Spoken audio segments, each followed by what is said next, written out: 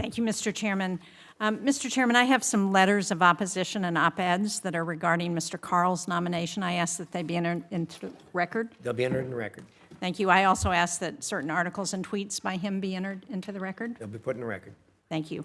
Mr. Carl, you've argued that feminism has led to a downfall in American society. You've written that the Civil Rights Act has warped American culture. You've argued that the United States should be a white Christian nation. You also wrote that a post-feminist America is one of falling fertility, rapidly rising out of wedlock births, and religious collapse. In October of 2024, you stated on the Christian Ghetto podcast that, and I quote, "Jews have often loved to play the victim, that the Holocaust dominates so much of modern Jewish history, and that Jews love to see themselves as oppressed."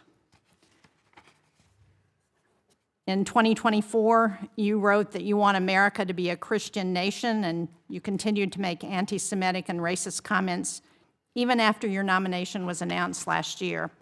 You know, Mr. Carl, in this committee, we've heard from many nominees who have said things that we don't agree with.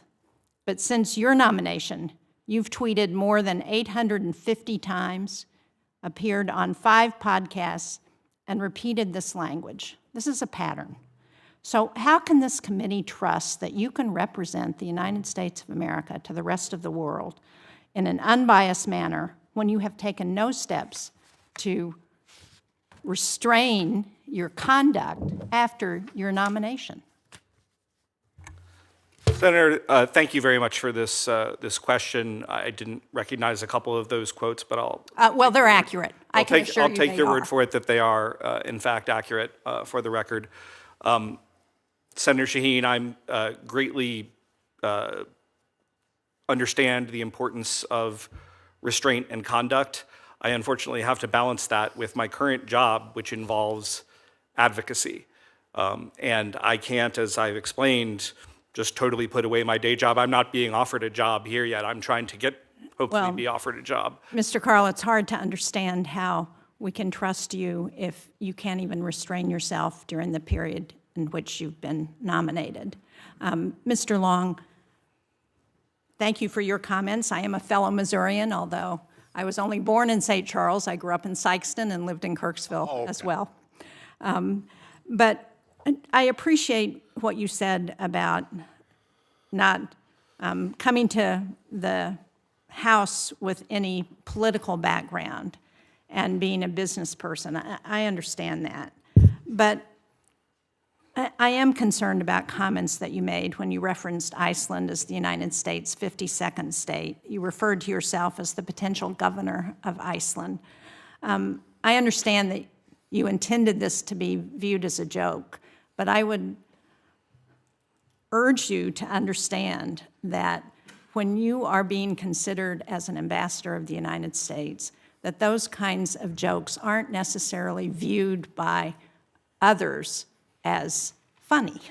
And I think that's what we're hearing in Iceland, that there's some real concern about what your views are if you serve as ambassador there. So I'm going to give you an opportunity to correct that rhetoric and to express what you think the ambassador to the country of Iceland should be thinking about in terms of approaching that job and how important it is to recognize the importance of Iceland as an ally of the United States, critical, as I think you did reference in your opening statement, to our own national security.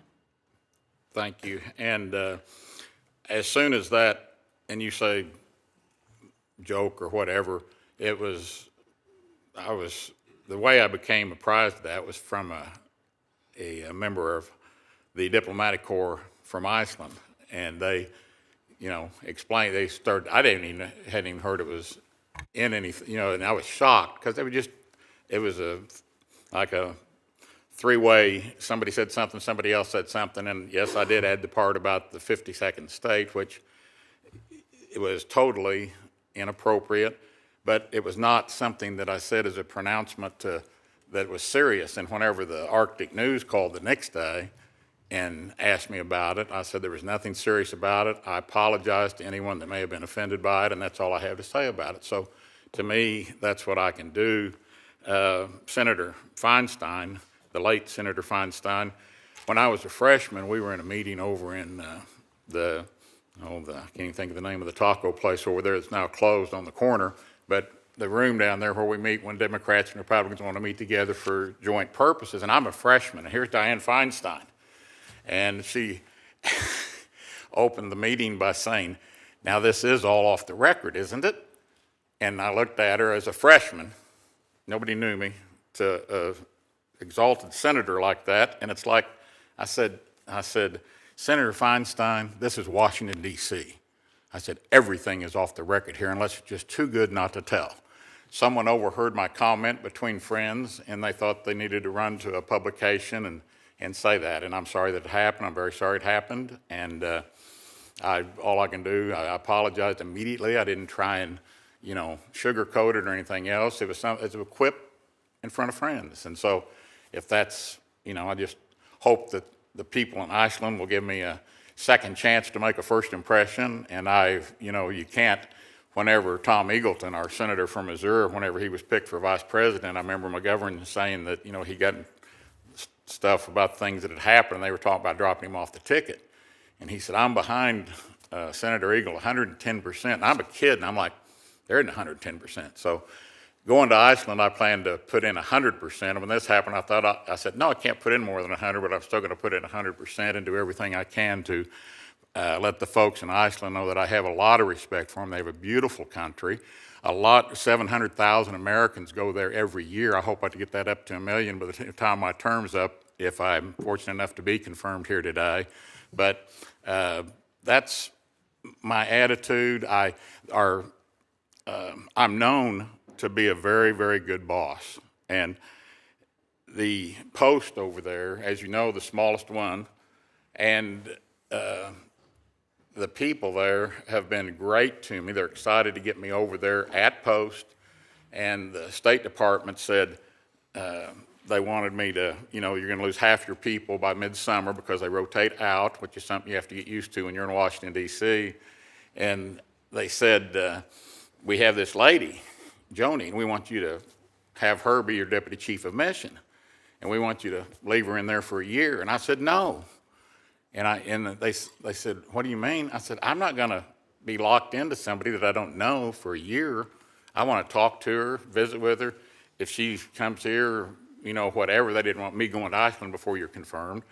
And so we set up a Teams with Karen, who's worked for me since 1990, and she married her husband in 91, so we've been together longer than her husband. Barbara, my wife, and us, we got on a Teams with Joni, and at the end of that thing, I said, will you be my deputy chief of mission for a year? And she said, no, and I said, why? She said, I want to be for 2 years. And all three of us fell in love with her, and she's agreed to stay for 2 years. So, like I said, a quip that shouldn't have been said, and I apologize for it immediately, and that's all I've got to say on that. Well, thank you. I appreciate your clarification. I think it's an important lesson in diplomacy matters. What we say matters as Americans when we're representing this country. Thank you. Thank you, Mr. Chairman. Thank you.